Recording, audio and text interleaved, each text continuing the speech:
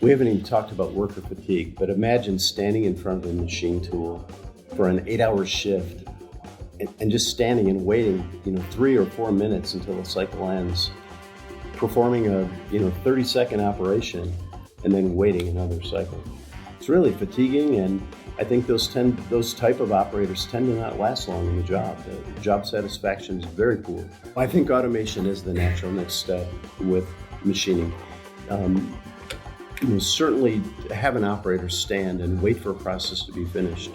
Just to perform a simple pick and place operation is really horrifying.